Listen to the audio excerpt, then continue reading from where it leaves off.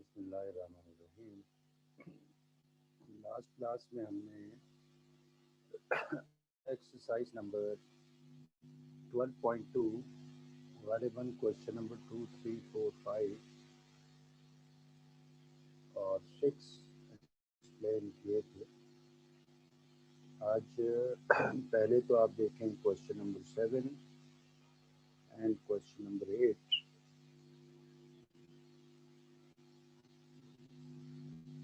सी question number 7।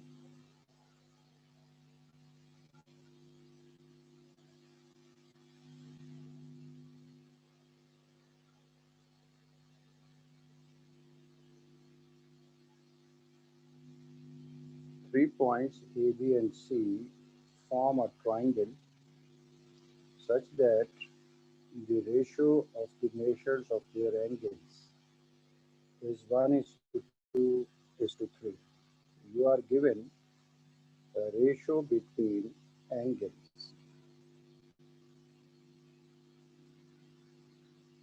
Triangle के angles होते हैं अल्फा, बीटा और gamma. You are given the ratio between alpha, beta and gamma. It is equal to 1:2:3.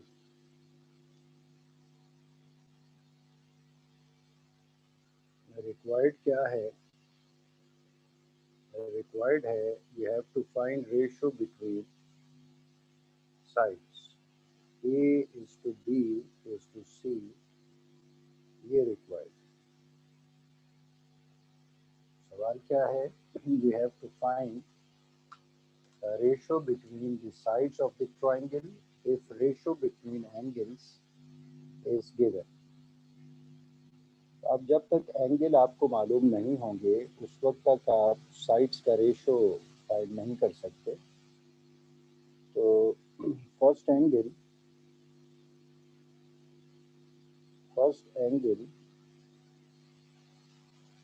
ये है alpha.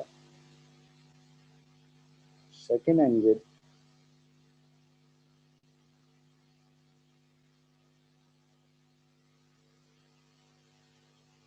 ये है बीटा. अब चूंकि अल्फा और बीटा का आपस में रिलेशन 1:2 है, इसका मतलब अगर अल्फा फर्स्ट एंगल है तो beta 2 times of first angle होगा, क्योंकि फर्स्ट और सेकेंड एंगल का आपस में रेशो 1:2 है. इसी तरह third angle is gamma and first और थर्ड एंगल्स का आपस में रेशो अगर आप गौर करें तो 1:3 है. अल्फा और गैमा, अल्फा की जगह पे 1, गैमा की जगह 3 है. इसका मतलब फर्स्ट और थर्ड एंगल का रेशो चूंकि 1:3 है, इसका मतलब फर्स्ट एंगल अगर अल्फा है तो third angle 3 times of alpha के बराबर. तो अब इसका फायदा ये है कि ट्राइंगल के चूंकि तीनों एंगल्स का सम 180 होता है, alpha plus beta plus gamma is equal to 180.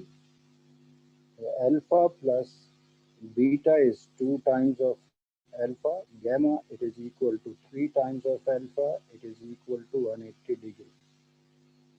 इसका मतलब 6 alpha is equal to 180 degree. 6 alpha is equal to 180 degree. इसका मतलब alpha is equal to 180 degree divided by 6. इसका मतलब alpha is equal to 30 degree.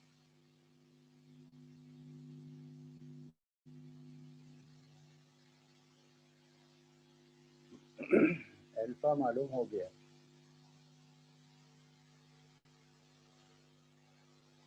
अब beta, because beta is equal to 2 times of alpha, so 2 times of alpha, alpha is equal to 30 degree, so 2 into 30 degree it is equal to 60 degree. इसका मतलब beta हो गया 60 degree. Now gamma because gamma is equal to 3 times of alpha, alpha is equal to 30 degree, इसका मतलब gamma will become 3 into 30 degree, it is equal to 90 degree. तो मैंने शुरू में ही आपसे कहा कि साइड्स का रेशो फाइंड करने के लिए आपको ज़रूरत होगी एंगल्स की, क्योंकि आपको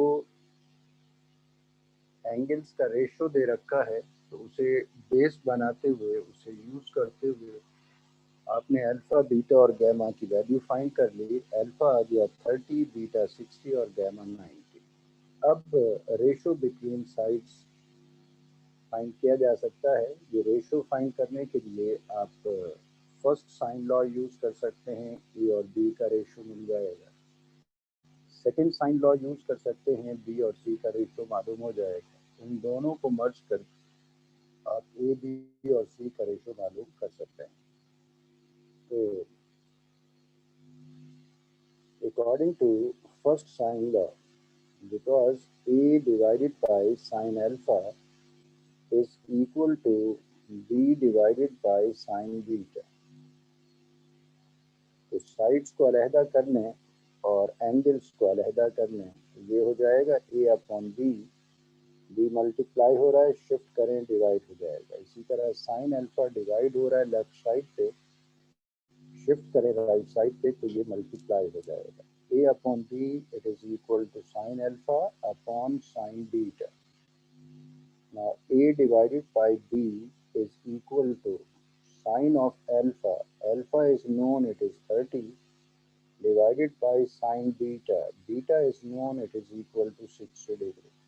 Now A divided by B is equal to sine 30, it is 1 upon 2, and sin 60, it is equal to square root 3 upon 2.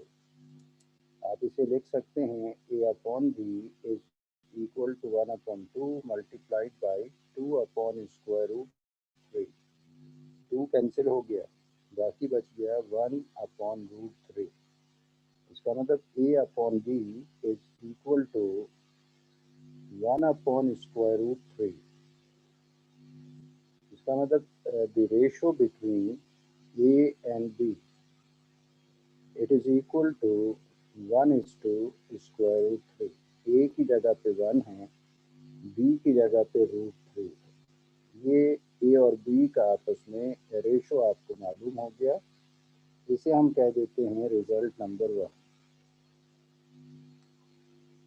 अब इसी तरह आप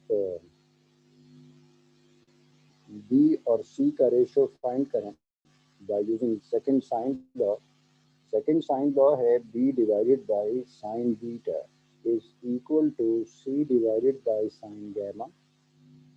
तो यहाँ पे भी आप साइड्स और एंगल्स को अलहदा करें, तो c को लेफ्ट साइड पे शिफ्ट करें, डिवाइड हो जाएगा. साइन बीटा को राइट साइड पे शिफ्ट कर दें तो ये मल्टीप्लाई हो जाएगा. Sine beta divided by sine gamma. तो अब ये हो जाएगा b divided by c is equal to sin beta. Beta is equal to 60 degree divided by sin gamma. Gamma is equal to 90 degree. So b divided by c is equal to sin 60 is square root 3 upon 2 and sin 90 is equal to 1. b divided by c is equal to square root 3 divided by 2. इसका मतलब ratio between b and c, ratio between b and c, it is equal to square root 3 is to 2. इसे आप कह दें result number 2. Result number 1 a और b का ratio था 1 is to root 3. Result number 2 b और c का ratio है which is रिजल्ट नंबर 2. आप इन दोनों को मर्ज कर सकते हैं, लेकिन आपको पहले ये कंफर्म करना पड़ेगा क्या कॉमन वैल्यू वाकई कॉमन है. फर्स्ट में b है, सेकंड में भी b है, दोनों में b की जगह सेम वैल्यू लिखी हुई है रूट 3. इसका मतलब आप 1 और 2 को मर्ज कर सकते हैं। From relation number 1 and relation number 2, we can write A is to B is to C. A is equal to 1, B is equal to square root 3 and C is equal to 2. It is the required result. आपको angles का ratio दे रखा था, आपने sides का ratio find कर लिया and that is 1:√3:2.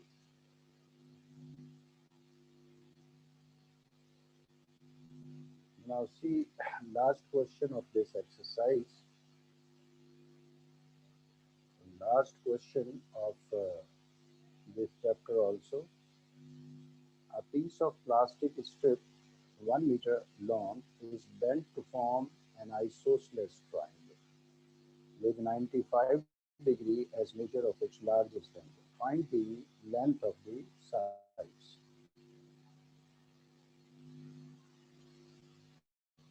Question number 8.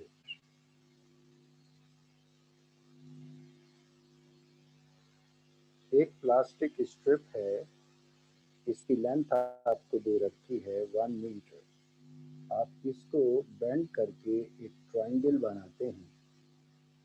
आपको उस ट्रायंगल के बारे में इंफॉर्मेशन ये दे रखी है कि ये आइसोसेलेस ट्रायंगल है. आइसोसेलेस ट्रायंगल वो ट्रायंगल होती है जिसमें दो साइड्स एक दूसरे के बराबर. फर्ज करें ये दो साइड्स एक दूसरे के बराबर है. फर्ज करें साइड जो मैंने मार्क की हैं ये दोनों साइड्स एक दूसरे के बराबर. Suppose that this vertex is A, suppose that this vertex is B, and let this vertex is C. So side opposite to A, it is a small a, side opposite to B is a small b, side opposite to C is a small c. पहली चीज तो ये कि जिस plastic strip को आप bend करके ये ट्रायंगल बना रहे थे उसकी लेंथ 1 मीटर थी. इसका मतलब तीनों साइड्स को अगर हम ऐड कर दें तो हमें वापस लेंथ ऑफ प्लास्टिक स्ट्रिप मिलनी चाहिए विच इज 1 मीटर. इसका मतलब A plus B plus C it is equal to 1. अब चूंकि ट्रायंगल आइसोसेलेस ट्रायंगल है, साइड B और साइड C एक दूसरे के बराबर. ज़रूरी नहीं है कि आप हमेशा इन्हीं साइड्स को इक्वल कंसीडर करें. आप जिन दो साइड्स को इक्वल कंसीडर करेंगे आप वही लिखेंगे. क्योंकि आइसोसेलेस ट्रायंगल में दो साइड्स बराबर होती हैं तो मैंने B और C साइड को इक्वल कंसीडर किया था. तो हम इस रिलेशन को अब यूँ लिख सकते हैं A plus B plus C की जगह पे भी B लिख दें because B and C are equal. ये एक इक्वेशन हो गई A plus 2B is equal to 1. इसे हम कह देते हैं इक्वेशन नंबर 1.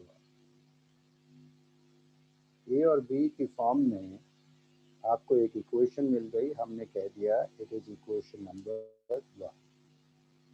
अब कहा यह गया है कि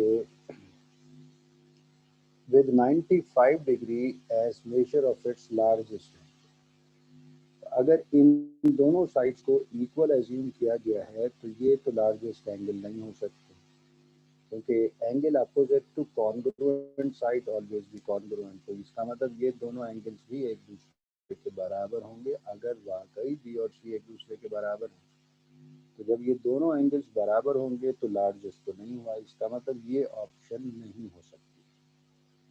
तो जो एंगल आपको दे रखा है 95 डिग्री वो बेसिकली ये एंगल होगा 95 डिग्री. क्योंकि ये है एंगल अपोजिट टू A तो इट मस्ट बी अल्फा. अब क्वेश्चन ये है find length of all the sides. क्योंकि तमाम साइड्स की लेंथ आपको फाइंड करनी है. इसका मतलब कम से कम एक और इक्वेशन हमें चाहिए A और B की फॉर्म में ताकि हम उन इक्वेशंस को साइमल्टेनियसली सॉल्व करके A और B की वैल्यूज फाइंड कर सकें. तो अब वो इक्वेशन फाइंड करने के लिए आपके पास सिर्फ अल्फा की वैल्यू. अल्फा यूज होता है फर्स्ट कोसाइन लॉ में.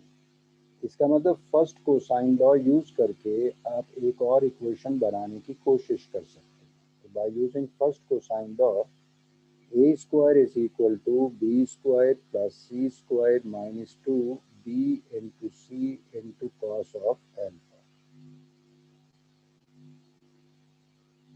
Because again triangle is an isosceles, जो आपने आइसोसलेस ट्राइंगल बनाई है उसमें साइड बी और सी एक दूसरे के बराबर दिखाई हैं। इसका मतलब यहाँ पे भी हम लिख सकते हैं A square is equal to B square plus B square minus 2b into B. C की जगह पे भी हमने बी लिख दिया। अब ये बन जाएगा भाई A square is equal to a square is equal to b square plus b square is 2b square minus 2b square into cos 95 degrees.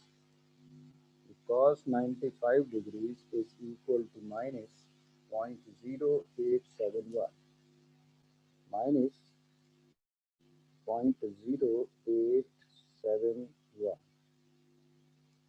ये हो गया a square is equal to 2b square minus into minus plus,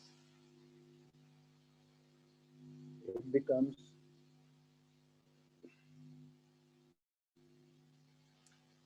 2 into this number, it is equal to 0.1742, 0.1742 b square। अब ये हो जाएगा a square is equal to 2.1742 b square। इसका मतलब a is equal to square root of 2.1742 b square। Plus minus लिखने की इसलिए ज़रूरत नहीं है क्योंकि a length of the side है तो नेगेटिव तो होनी सकती, इसलिए माइनस लिखने की ज़रूरत ही नहीं। Square root of 2.1742 it is equal to 1.4745, 1.4745 b square root से बाहर निकल के b हो गया। अब ये हो गई एक और equation in terms of a and b। इन दोनों इक्वेशंस को साइमल्टेनियसली सॉल्व करके आप a और b की वैल्यूज और c की वैल्यू भी इनफैक्ट फाइंड कर सकते हैं। Consider equation number 1।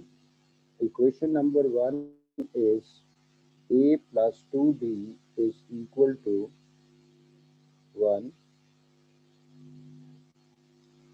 A is equal to 1.4745 b from equation number 2 plus 2b is equal to 1। ये हो गया 3.4745 b is equal to 1। इसका मतलब b की वैल्यू हो गई 1 माइनस 1 डिवाइडेड बाई 3.4745। इसका मतलब b हो गया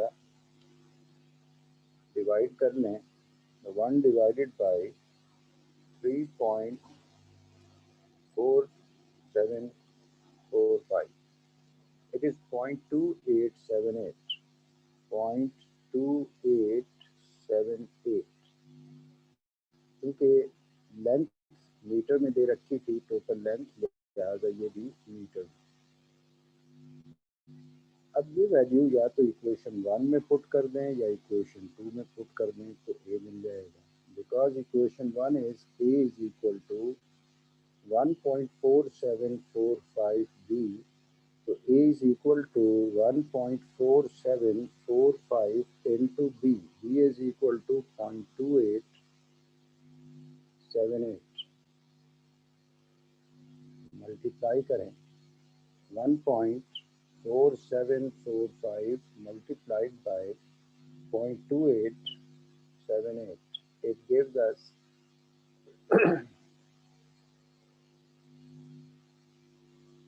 0.4243। A is equal to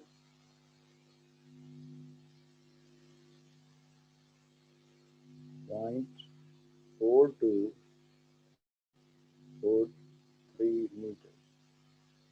और बी तो मालूम हो गया, अब बाकी रह गया सी।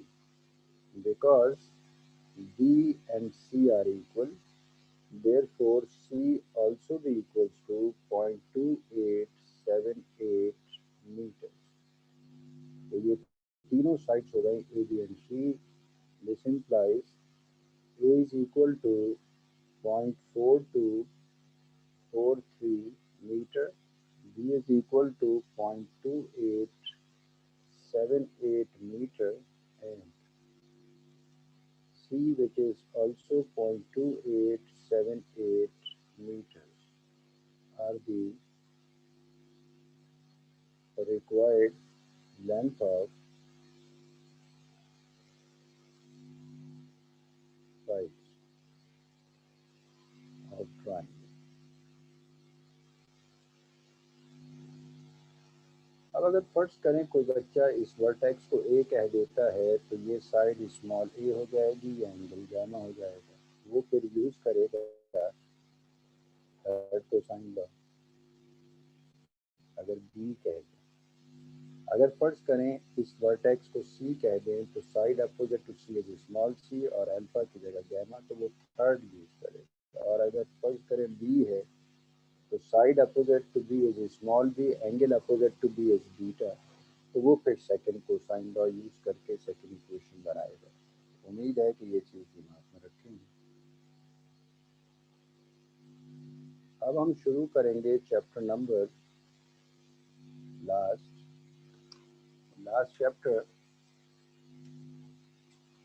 Chapter number 13. चैप्टर नंबर 13 के लिए ये ट्रिग्नोमेट्री का लास्ट चैप्टर है.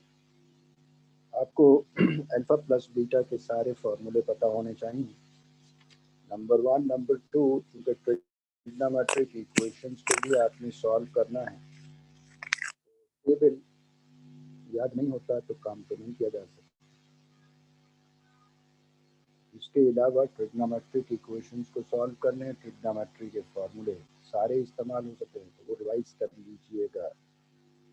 13.1 का हम इंट्रोडक्शन करा देते हैं, एक सवाल आज करा देते हैं.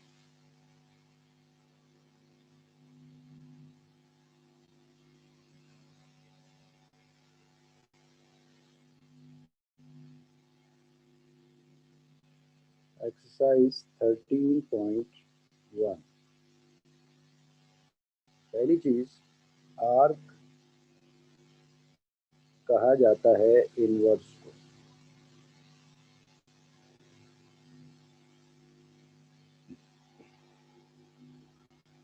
तो शुरू के 4 सवाल ये तो खुद बखूबी हो जाएंगे जब आप आगे के सवाल करेंगे. तो सी क्वेश्चन नंबर 5.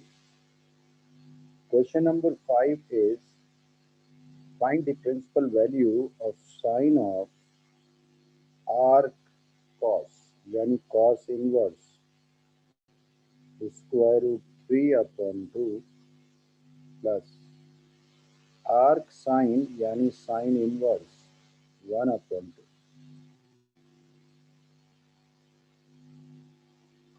अगर आप गौर करें तो ये है अल्फा की जगह पे, ये है बीटा की जगह पे.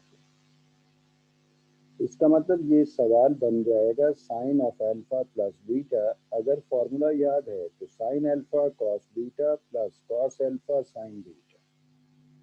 इसका मतलब जब तक ये चारों चीजें मालूम नहीं होंगी उस वक्त तक आप इसे फर्दर सॉल्व कर नहीं सकते. अब कैसे मालूम किया जाए, ये चारों चीजें कैसे मालूम की जाए? तो पहले तो आप सपोज कर लें जो चीज अल्फा की जगह पे है, let alpha is equal to cos inverse square root 3/2.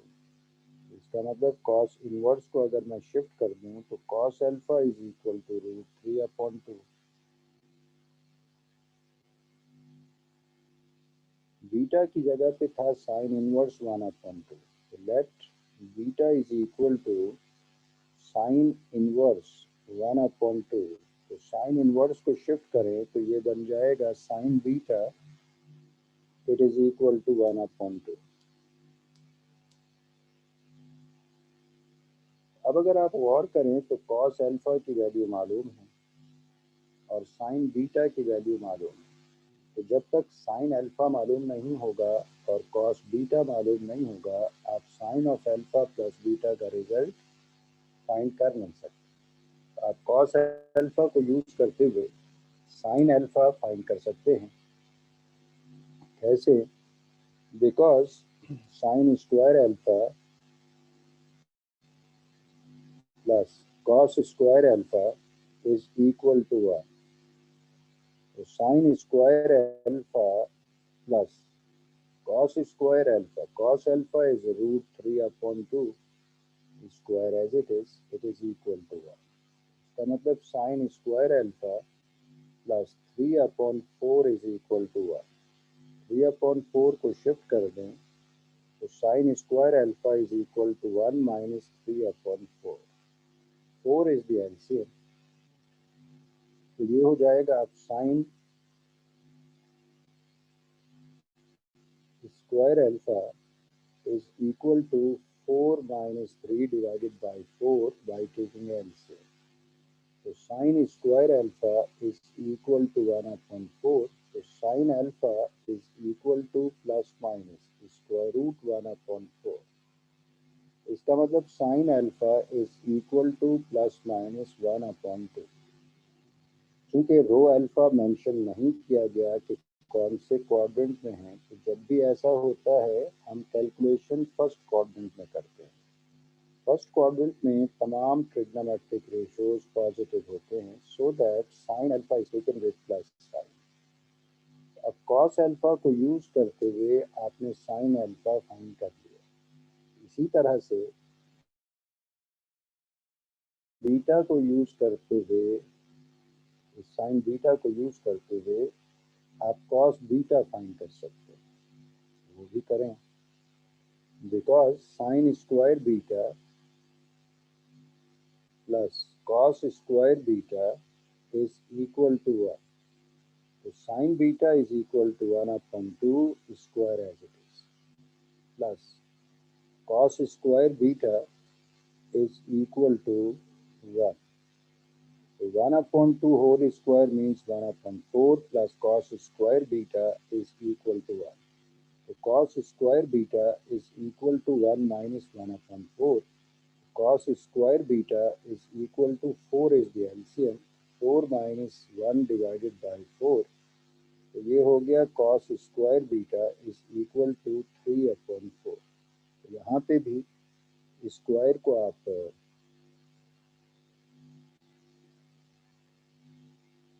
Remove करें। स्क्वायर को रिमूव करेंगे तो cos beta it is equal to plus minus square root of 3 upon 4। cos beta is equal to plus minus root 3 divided by 2। अब चूंकि रो beta भी mention नहीं किया गया तो we consider with plus sign. इसका मतलब cos beta is taken with plus sign root 3 upon 2। अब ये तमाम चीज़ें आपको मालूम हो गई, sine alpha, sine beta, cos alpha, cos beta. तो अब आप असल क्वेश्चन की तरफ आ जाइए। असल क्वेश्चन क्या है? असल क्वेश्चन है भाई sine of cos inverse root 3 upon 2 plus sine inverse 1 upon 2 is equal to sine of, first term को आपने अल्फा कहा था, सेकेंड टर्म को आपने बीटा कहा था। It is sine of alpha plus beta, which is equal to sine alpha cos beta plus cos alpha into sine beta. At sine alpha, it is equal to 1 upon 2. Cos beta, it is equal to root 3 upon 2. Cos alpha is equal to root 3 upon 2. And sine beta, it is equal to 1 upon 2. तो ये हो गया square root 3 upon 4 plus square root 3 upon 4। 4 is the LCM, तो root 3 plus root 3 divided by 4 it is equal to 2 square root 3 divided by 4। 2 cancel हो गया 4 से, तो बाकी बच गया 2। इसका मतलब The most simplified form is square root 3 upon 2. अब क्वेश्चन नंबर 6 भी बिल्कुल इसी तरह ही है, वो भी देख लें। See question number 6, sine of arc cos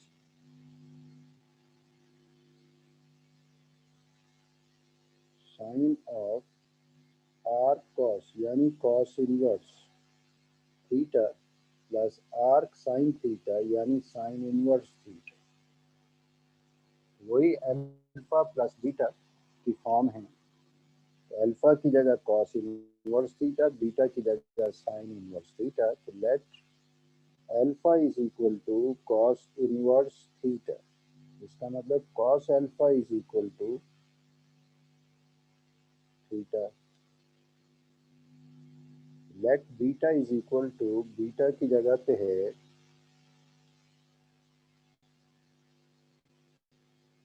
sign inverse theta. तो साइन इनवर्स को शिफ्ट कर दें तो sine beta is equal to theta. आपको साइन अल्फा की वैल्यू साइन बीटा की, कॉस अल्फा की वैल्यू साइन बीटा की वैल्यू चल गई according to substitution. Cos alpha को यूज करते हुए आप साइन अल्फा फाइंड कर सकते हैं और साइन बीटा को यूज करते हुए कॉस बीटा फाइंड कर सकते हैं। फाइंड करें, because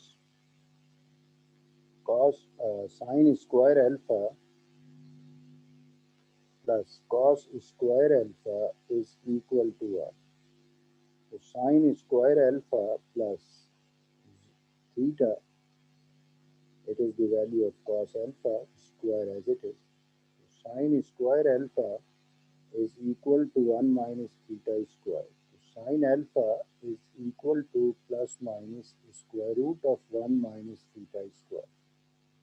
Consider positive value of sin alpha. Sin alpha is equal to square root of 1 minus theta square. ये रिजल्ट हो गया साइन अल्फा का।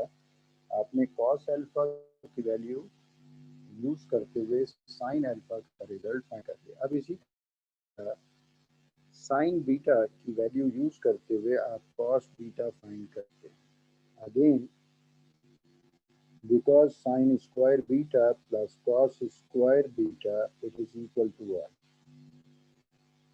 साइन बीटा चूंकि थीटा के बराबर है plus cos square theta beta is equal to are. Cos square beta is equal to 1 minus theta square again. So cos beta is equal to plus minus square root 1 minus theta square. तो यहाँ पे भी आप positive value ही consider करेंगे। क्यों positive? क्योंकि रो beta mention नहीं किया गया। इसका मतलब कैलकुलेशन फर्स्ट क्वाड्रेंट में होगी। फर्स्ट क्वाड्रेंट में तमाम रेशियोज पॉजिटिव होते हैं। इसका मतलब we consider cos beta with plus sign root 1 minus theta square. आपको क्वेश्चन में तमाम अननोन मालूम हो गए। तो अब क्वेश्चन को लिखा जा सकता है sine of cos inverse theta plus sine inverse theta. It can be written as sine of alpha plus beta, इसे आपने अल्फा कहा था, इसे बीटा, और sine alpha plus beta it is equal to sine alpha cos beta plus cos alpha into sine beta. तो sine alpha it is equal to square root 1 minus theta square, ये आप find कर चुके। Cos beta ये भी square root of 1 minus theta square, ये find कर चुके। Cos alpha is equal to theta, sine beta is equal to theta. तो root multiplied by same root, ये हो गया root square plus theta into theta is theta square. Root square root cancel, 1 minus theta square plus theta square minus theta square plus theta square, ये cancel हो गया, बाकी बच गया 1। It is the most simplified form of sine of cos inverse beta plus sine inverse theta. अब इस question में तब्दीली क्या हो सकती है?